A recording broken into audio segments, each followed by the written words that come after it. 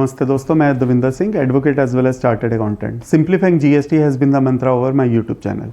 दोस्तों, आज जिस केस लॉ की मैं आपके साथ बात करने वाला हूँ उस केस लॉ का नाम है Shri Gorakhnath food private limited versus commissioner commercial taxes Uttar Pradesh. सबसे पहले मैं आपके साथ ये शेयर करना चाहूँगा कि ये जीएसटी का केस नहीं है, ये वैट के टाइम का केस है, पर काफ़ी इम्पॉर्टेंट केस है। इस जजमेंट को डिलीवर किया है इलाहाबाद हाई कोर्ट ने और ये जजमेंट काफ़ी लेटेस्ट है, 3 जनवरी 2023 से। ये case Uttar Pradesh VAT case से संबंधित है।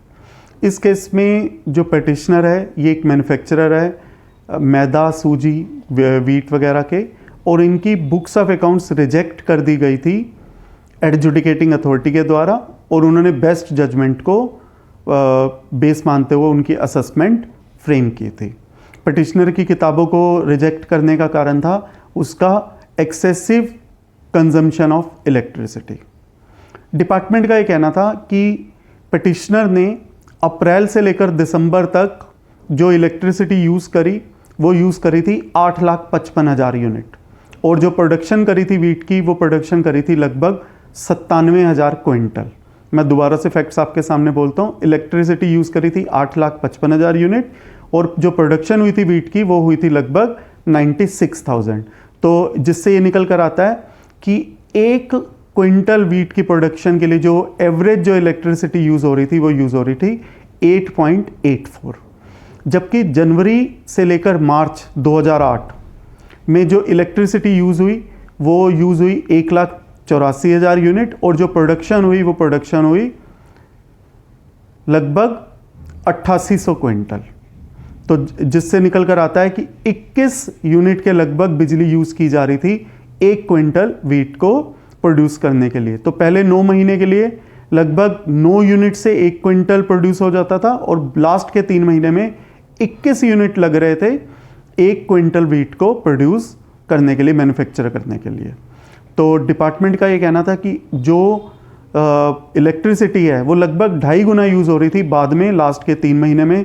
तो कहीं ना कहीं प्रोडक्शन को सप्रेस किया गया है, और अगर प्रोडक्शन सप्रेस हुई है तो सेल भी सप्रेस हुई है, और अगर सेल सप्रेस हुई है तो वैट भी सप्रेस हुआ है। इसलिए जो एडजुडिकेटिंग अथॉरिटी है यूपी की, उन्होंने बुक्स को रिजेक्ट कर दिया था और बेस्ट जजमेंट को फ्रेम किया था। तो जो क्वेश्चन जो हाई कोर्ट के सामने है वो ये है कि क्या बुक्स ऑफ अकाउंट्स को रिजेक्ट किया जा सकता है अगर on the basis of excessive consumption of electricity, कि अगर ज़्यादा इलेक्ट्रिसिटी लग रही है प्रोडक्शन के लिए as compare to earlier time, तो क्या इस बेसिस पर बुक्स ऑफ अकाउंट्स को रिजेक्ट किया जा सकता है और क्या बेस्ट जजमेंट असेसमेंट फ्रेम की जा सकती है। पिटिशनर ने काफ़ी ज़्यादा जजमेंट्स का हवाला दिया जहाँ पर ये हाई कोर्ट के द्वारा ये कहा गया था कि बुक्स को सिर्फ इस ग्राउंड पर रिजेक्ट नहीं किया जा सकता कि एक्सेसिव इलेक्ट्रिसिटी यूज़ की जा रही है। ऐसी काफ़ी हाई कोर्ट की जजमेंट है जहाँ पर यह कहा गया है कि बुक्स को सिर्फ इस ग्राउंड पर कि एक्सेसिव इलेक्ट्रिसिटी कंज्यूम हो रही है, इसके बेसिस पर बुक्स को रिजेक्ट नहीं किया जा सकता। जबकि एक केस सुप्रीम कोर्ट का भी है मेल्टन इंडिया, जहाँ पर ये रेशो निकल कर आई थी कि अगर इलेक्ट्रिसिटी की कंजम्पशन बढ़ती है तो इट इज़ लॉजिकल कि प्रोडक्शन भी जो है वो इंक्रीज होगी। और इस पर्टिकुलर केस में भी 3 साल के डाटा को कंपेयर किया गया था और उसके बाद बुक्स को रिजेक्ट कर दिया गया था। तो काफ़ी हाई कोर्ट की जजमेंट है जो ये कहती थी कि books can't be rejected merely on the ground of excessive electricity, but supreme court की जो जजमेंट है वो अदरवाइज स्टेट करती है, जहां पर 3 साल के डाटा को कंपेयर करके भी दिखाया गया था और ये लॉजिक को प्रिवेल किया गया था कि अगर इलेक्ट्रिसिटी ज़्यादा यूज़ होगी तो प्रोडक्शन ऑटोमेटिकली ज़्यादा होनी चाहिए। पिटिशनर ने एक इंजीनियर की रिपोर्ट लगाई थी, वो रिपोर्ट 2010 से संबंधित थी, जिसके बीच में इंजीनियर की रिपोर्ट ये कहती थी कि जो मशीन्स थी वो काफ़ी पुरानी हो चुकी थी और इलेक्ट्रिसिटी सिर्फ फैक्ट्री के लिए यूज़ नहीं हो रही थी, वो कंपनी के ऑफिशियल्स के द्वारा भी एसी चलाने के लिए भी यूज़ हो रही थी, इसीलिए इलेक्ट्रिसिटी ज़्यादा यूज़ हुई। हाई कोर्ट ने इन दोनों बातों को रिजेक्ट कर दिया। उसके लिए रीज़न जो दिए वो ये कि एक तो जो इंजीनियर की रिपोर्ट है वो प्राइवेट एंटिटी है, वो गवर्नमेंट एंटिटी नहीं है, तो उसकी रिपोर्ट को क्यों माना जाए। सेकंड, जो रिपोर्ट है वो साल 2010 से संबंधित है, जबकि जो असेसमेंट फ्रेम की गई थी वो थी फाइनेंशियल ईयर 2007-8 से। तो 2010 के डाटा को हम 2007-8 से क्यों कंपेयर करें। और लास्ट पॉइंट जो कि पिटिशनर के द्वारा कहा गया था कि बिजली को ऑफिशियल्स के द्वारा भी यूज़ किया जा रहा था एसी को चलाने के लिए।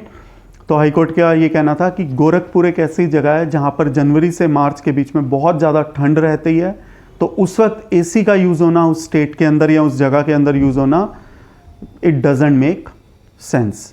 तो सारे पॉइंट्स को हाईकोर्ट ने रिजेक्ट कर दिया और डिपार्टमेंट के द्वारा जो एक्शन लिया गया उसको जस्टिफाई किया और ये कहा कि बुक्स ऑफ अकाउंट्स को रिजेक्ट किया जा सकता है on the basis of excessive consumption of electricity. अब दोस्तों ये जो केस लॉ मैंने आपके साथ डिस्कस किया है वैट के टाइम का, ये जीएसटी से संबंधित नहीं है, बट रिपरकेशंस और logic remains the same.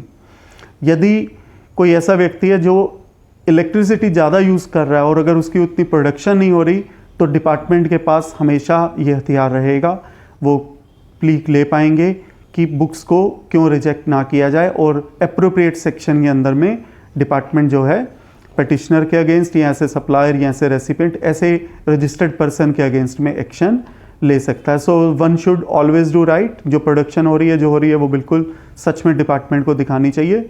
Otherwise ऐसी स्थिति जो कि इस यूपी के वैट केस से निकल कर आती है, वैसी स्थिति जीएसटी के केस लॉज में भी किसी रजिस्टर्ड पर्सन के लिए उत्पन्न हो सकती है।